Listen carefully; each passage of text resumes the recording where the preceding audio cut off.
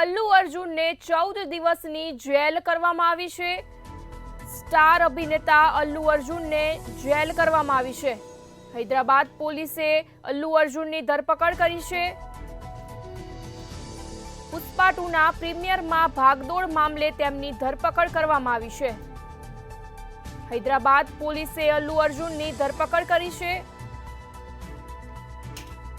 પુષ્પા 2ના પ્રીમિયરમાં ભાગદોડ મામલે તેની ધરપકડ કરવામાં આવી છે। સ્ટાર અભિનેતા અલ્લુ અર્જુનને 14 દિવસની જેલ કરવામાં આવી છે। હૈદરાબાદ પોલીસે અલ્લુ અર્જુનની ધરપકડ કરી છે।